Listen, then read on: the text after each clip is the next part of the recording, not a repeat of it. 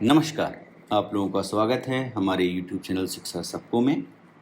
हम लोग NIOS की उच्चतर माध्यमिक कक्षा यानी इंटरमीडिएट का अर्थशास्त्र विषय पढ़ रहे हैं। तो ये जो विषय है, इस विषय के अंतर्गत हम लोग मॉड्यूल 9 पर हैं, 9वें मॉड्यूल पर हैं। इसका की शीर्षक है राष्ट्रीय आय लेखा, और इसमें भी हम अध्याय 24 पढ़ रहे हैं, जिसका की शीर्षक है राष्ट्रीय आय और संबंधित समग्र। इसमें जो पिछला वीडियो था, ये भी इसका छठा वीडियो है इस पार्ट का। इससे पहले ही जो वीडियो हमने देखा था, उसमें हमने जाना था कि घरेलू आय और राष्ट्रीय आय में क्या डिफरेंस होता है, किस प्रकार से अलग हैं दोनों। फिर हमने मौद्रिक और वास्तविक सकल घरेलू उत्पाद के बारे में बात की थी। फिर हमने राष्ट्रीय आय साधन आयों के योग के रूप में देखा था। ठीक है, तो मैंने आपसे बात की थी कि हम राष्ट्रीय आय को 3 तरीके से नाप सकते हैं। पहला तरीका है, अगर आप जितने भी साधन हैं उनकी आयों, उनकी जो इनकम है उसको जोड़ देंगे, ठीक है, तो उससे आपको राष्ट्रीय आय मिल सकती है। साथ साथ आपको जो जितने जो कंज्यूमर्स हैं, ये जो जो खर्चा कर रहे हैं, उनका अगर व्यय आप जोड़ लेंगे, कुल खर्चा जोड़ लेंगे, तो वो भी आपका राष्ट्रीय आय बन जाएगी। और ऐसे ही आप अगर उत्पादन को जोड़ लेंगे टोटल, ठीक है ना, कुल उत्पादन का अगर पता लगा लेंगे कितना उत्पादन हुआ है, तो उससे भी आप घरेलू आय निकाल सकते हो। ठीक है, तो अब हम आज का वीडियो प्रारंभ करें उससे पहले ये हमारे कॉन्टैक्ट डिटेल्स हैं, इससे आप हमारे से जुड़ सकते हो। थोड़ा सा वीडियो डालने में लेट हुआ है क्योंकि मुझे कुछ काम लग गए थे। ठीक है, तो और आप लोगों से एक अनुरोध ये रहता है हमेशा कि आप लोग अपने जानने वाले ऐसे लोग जो किसी भी हिंदी माध्यम के बोर्ड से पढ़ रहे हों, उनके साथ हमारे वीडियोस को और चैनल को ज़रूर शेयर कीजिए। तो आज का जो पहला शीर्षक है वो है राष्ट्रीय आय अंतिम व्ययों के योगफल में। तो हमने पिछली बार जो बात की थी लास्ट में, हम आय के रूप में देख रहे थे, ठीक है ना, आय के योगफल के रूप में देख रहे थे। आज हम बात करेंगे कि राष्ट्रीय आय को हम अंतिम व्ययों के योगफल के रूप में कैसे प्राप्त कर सकते हैं। ठीक है, तो जब उत्पादन की प्रक्रिया होती है, जब हम किसी चीज़ का उत्पादन करते हैं, तो उसमें जो चीज़ें बनती हैं, ठीक है ना, उससे जो आय हो रही है, तो उत्पादन प्रक्रिया में सृजित और विभाजित आय को साधन सेवाओं के स्वामी अंतिम उपभोग तथा निवेश पदार्थों की खरीदारी पर खर्च करते हैं। तो मैंने आपको जब दो वाली जो क्या कहना चाहिए इसको, आपको केवल जिसमें दो ही पक्ष थे, ऐसी एक इकोनॉमी दिखाई थी, तो मैंने आपसे बात की थी जिसमें कि केवल 2 पक्ष थे, एक तो था फर्म और एक था परिवार। तो आपको पता है फर्म से जो उत्पादित वस्तुएं हैं वो परिवारों को मिलती हैं, ठीक है ना। तो उत्पादित वस्तुओं के एवज में, जब उनको उत्पादित वस्तुएं या फिर सेवाएं जो भी एक फर्म बना रही है, वो फर्म जब उसको परिवार को देती है, तो परिवार उसके बदले में क्या करता है, उसका भुगतान करता है। यही क्या होता है, यही, क्योंकि परिवार जो है वो क्या करता है, उपभोग करता है उन सेवाओं का और वस्तुओं का, तो उसके बदले में वो पैसा खर्च कर देता है। ठीक है, तो ये क्या है, ये व्यय कहलाता है, ठीक है ना, खर्चा कहलाता है। तो उत्पादन प्रक्रिया में सृजित और विभाजित आय को साधन सेवाओं के स्वामी, जो साधन सेवाओं के स्वामी हैं, हमारे केस में परिवार है, अंतिम उपभोग तथा निवेश पदार्थों की खरीदारी पर खर्च कर देते हैं। सभी उपभोक्ता पदार्थ प्रायः अंतिम वस्तुएं ही होती हैं। ठीक है, हमने अंतिम वस्तुओं की और मध्यवर्ती वस्तुओं की बात की थी, वो इसलिए की थी क्योंकि यहाँ पर वो काम आने थे। तो जो जितने भी उपभोक्ता पदार्थ होते हैं वो सामान्यतः अंतिम वस्तुएं ही होती हैं। ठीक है, उत्पादन में काम आने वाली मशीनें, भवन आदि भी दीर्घोपयोगी चीज़ें हैं।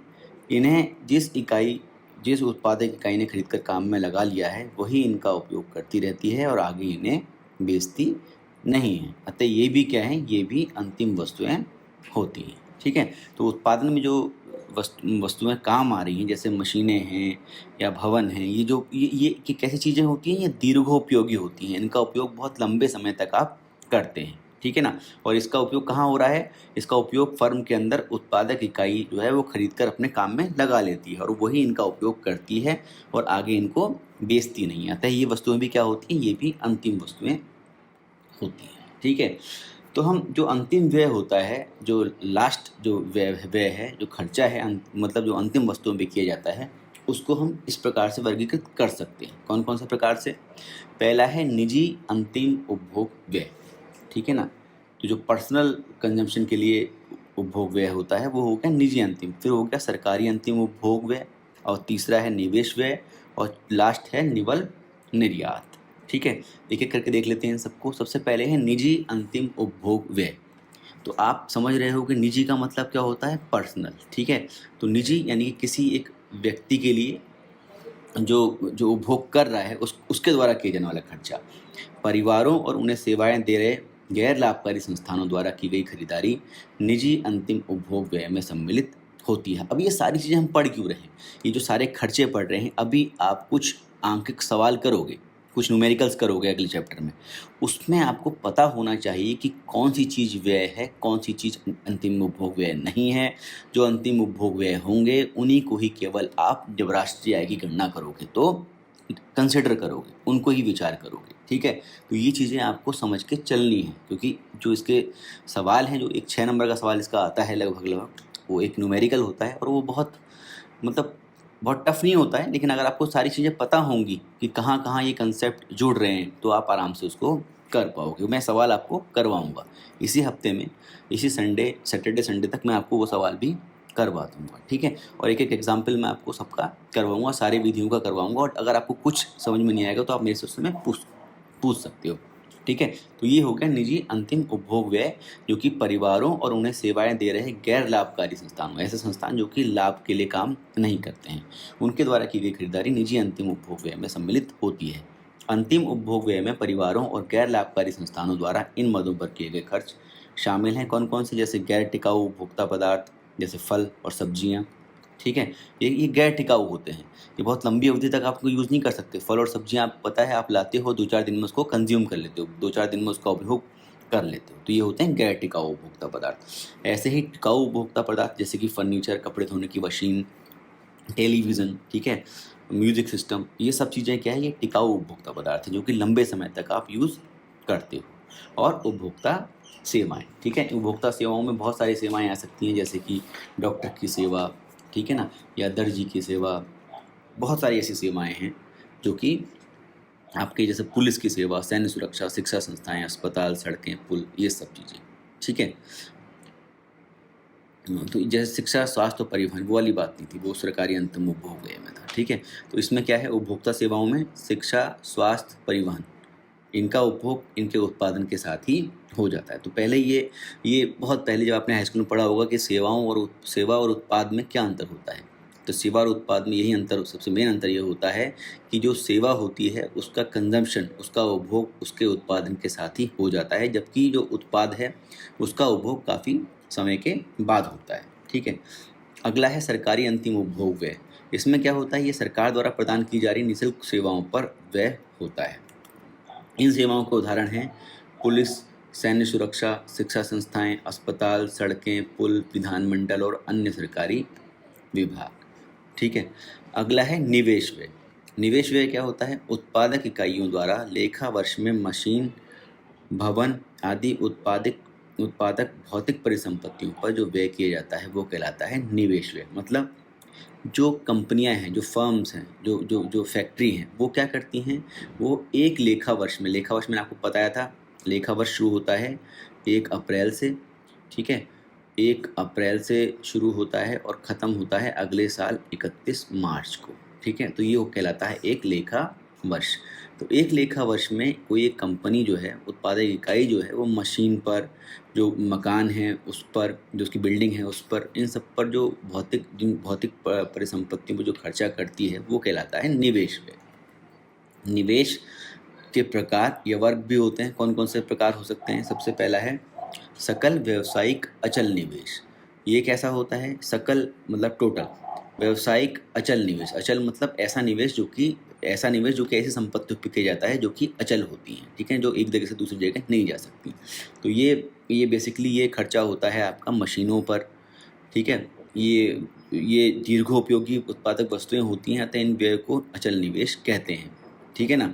और इसमें से अगर आप, क्योंकि ये जो अचल निवेश है इस पर आपको मूल्य ह्रास मिलता है, मूल्य ह्रास होता है इनका, ठीक है ना। लंबी अवधि में इनका मूल्य धीरे धीरे कम होता जाता है। और इसको अगर आप घटा दोगे तो आपको निवल अचल निवेश के आंकड़े मिल जाते हैं, ठीक है ना। तो एग्जाम जब आप सवाल करोगे तो उसमें आपको सकल व्यावसायिक अचल निवेश दिया होगा, उससे अगर आपको निवल निवेश निकालना है कि निवल अचल निवेश कितना है, किस चीज़ पे कितना किया है, तो वो आपको कैसे निकलेगा, वो आप मूल्य ह्रास को घटाओगे तब आप प्राप्त कर पाओगे कितना निवेश हुआ है किसी एक साल में, ठीक है। अगला है भंडार या स्टॉक का निवेश। आपको पता है कोई भी जब कंपनी होती है वो कच्चा माल रखती है अपने पास, कच्चे माल को ही भंडार कहते हैं, ठीक है ना। और स्टॉक क्या होता है, स्टॉक होता है जो वो माल बना के रखती है, ठीक है ना। तो स्टॉक वाला निवेश होता है जब तब करना पड़ता है जब आपने माल बना लिया।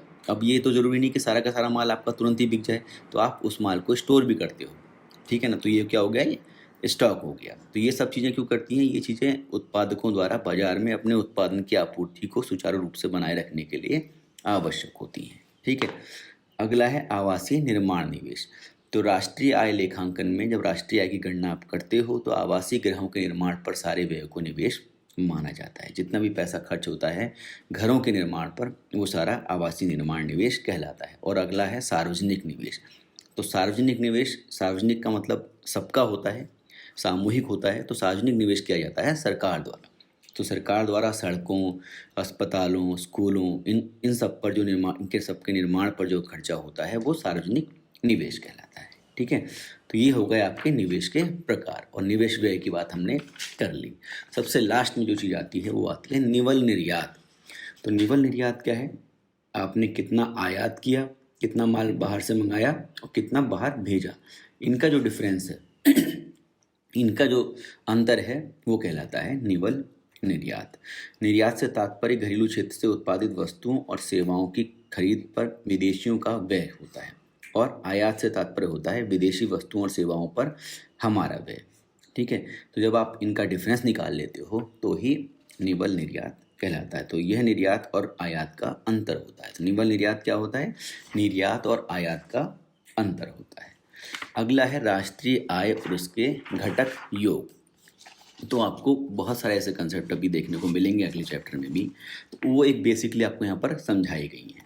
तो सबसे पहला होता है बाजार कीमत पर सकल घरेलू उत्पाद। तो एक लेखा वर्ष में, लेखा वर्ष आपको पता है, मैंने आपको बताया था, देश के घरेलू क्षेत्र में उत्पादित अंतिम वस्तुओं और सेवाओं का मौद्रिक मूल्य होता है बाजार कीमत पर सकल घरेलू उत्पाद, ठीक है ना।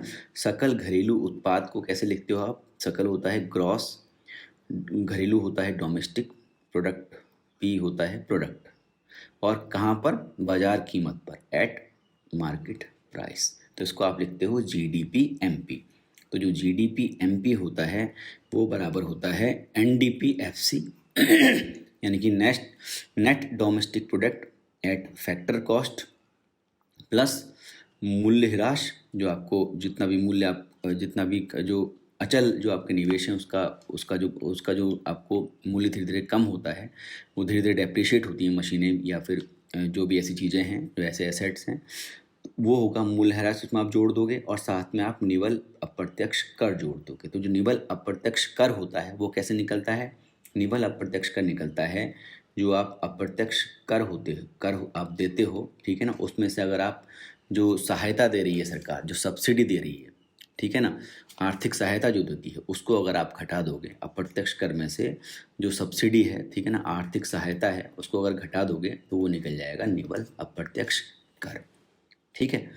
ये हो गया आपका जीडीपी एमपी यानी कि बाजार कीमत पर सकल घरेलू उत्पाद। दूसरा है साधन लागत पर सकल घरेलू उत्पाद। तो देश के घरेलू क्षेत्र के वस्तुओं और सेवाओं के अंतिम उत्पादन का मूल्य, कितना मूल्य होता है देश के घरेलू क्षेत्र के वस्तुओं और सेवाओं के अंतिम उत्पादन का, जिसमें कि निवल अप्रत्यक्ष कर नहीं होते हैं, ठीक है ना। तो ये किस पे निकला है, साधन लागत पर। तो साधन लागत होती है फैक्टर कॉस्ट एफसी, और ये है कितना, सकल घरेलू उत्पाद, ठीक है ना। तो सकल का मतलब हो गया gross domestic product at FC. तो जीडीपी एट एफसी क्या होगा, जीडीपी एट एफसी होगा जीडीपी एट एमपी माइनस अप्रत्यक्ष कर प्लस आर्थिक सहायता, ठीक है। ये बन गया आपका जीडीपी एट एफसी, ठीक है। तो ये सारे आपको फार्मूले याद करने हैं, क्यों, क्योंकि इन्हीं फार्मूले के माध्यम से आप आगे जो सवाल आएंगे वो कर पाओगे, ठीक है। तो जीडीपी एट एफसी आपका बन गया GDP MP minus NIT. NIT क्या हुआ? Net indirect taxes. ठीक है, जो मैंने आपको पीछे बताया कि जो अगर आप निवल अप्रत्यक्ष कर निकालना चाहते हो तो वो क्या करते हो, आप अप्रत्यक्ष कर में से आर्थिक सहायता को घटा देते हो। ठीक है, तो ये वही चीज़ है। ठीक है, अगर आप इसको ब्रैकेट में ले लोगे, जब इसको ब्रैकेट में आप लोगे, अगर आपने मैथ करा होगा तो माइनस अगर बाहर है तो आपको इसको माइनस करना पड़ेगा अंदर, ब्रैकेट के अंदर जब इसको ले जाओगे। ठीक है, तो अप्रत्यक्ष कर में से अगर आप आर्थिक सहायता घटाते हो तो क्या होता है? निवल अप्रत्यक्ष कर होता है। ठीक है, तो ये चीज़ आ गई। अगला जो फार्मूला है वो है बाजार कीमत पर निवल घरेलू उत्पाद का। बाजार कीमत मतलब मार्केट प्राइस, मार्केट प्राइस पर क्या? निवल घरेलू उत्पाद। निवल का मतलब net domestic product. NDP at MP ये कैसे निकलता है? ये होता है देश के घरेलू क्षेत्र का वस्तुओं और सेवाओं के अंतिम उत्पादन का मौद्रिक मान मूल्य ह्रास को छोड़कर। इसमें मूल्य ह्रास को सम्मिलित नहीं किया जाता है। ठीक है, तो आप क्या करोगे? आप जो gross domestic product at market price है उसमें से मूल्य ह्रास घटा दोगे। ठीक है ना, मतलब एनडीपी एमपी अगर आपको कैलकुलेट करना है तो आपको उसमें से जीडीपी एमपी निकालोगे। आप जीडीपी एमपी से अगर आप मूल्य ह्रास घटा दोगे तो आपका निकल के आ जाएगा एनडीपी एमपी। ठीक है, समझ गए होगे आप। अगला जो फॉर्मूला है, चौथा जो फॉर्मूला है वो साधन लागत पर निवल घरेलू उत्पाद। इसमें क्या होता है? मूल्य ह्रास और निवल अप्रत्यक्ष कर रहित अंतिम वस्तुओं और सेवाओं का मौद्रिक मूल्य है। ठीक है, तो ये सारे जो फॉर्मूले हम पढ़ रहे हैं वो एक दूसरे से संबंधित हैं, आप देखोगे इसको आगे चल के। तो ये क्या है? यह है साधन लागत पर निवल घरेलू उत्पाद। निवल मतलब net domestic product at factor cost FC. तो एनडीपी एट एफसी निकालना है। वो क्या होगा?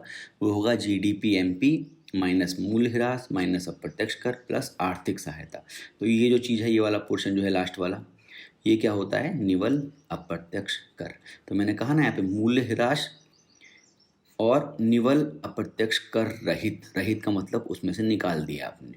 तो अगर आप जीडीपी एमपी में से मूल्य ह्रास भी निकाल दो और अप्रत्यक्ष कर प्लस आर्थिक सहायता भी निकाल दो, ठीक है, तो आपको क्या मिल जाएगा? एनडीपी एट एफसी निकल जाएगा। ठीक है, तो जो इतना पोर्शन है ये कहाँ से? ये जो पोर्शन है, ये पोर्शन है टोटल आपका क्या? ये पोर्शन है आपका ये एनडीपी एमपी है। ठीक है ना, एनडीपी एमपी में से जब आप निवल अप्रत्यक्ष कर निकाल दोगे तो वो एनडीपी एट एफसी बन जाता है। ये भी आप पिछला फार्मूला जो था वो था एनडीपी एट एमपी, वो किसके बराबर था? वो था जीडीपी एमपी माइनस मूल्य ह्रास। तो इसको अगर आप देखोगे तो ये है एनडीपी एमपी, और एनडीपी एमपी में से अगर आप निवल अप्रत्यक्ष कर घटा दो, मतलब ये वाला पोर्शन घटा दोगे, तो आपको मिल जाएगा एनडीपी एट एफसी।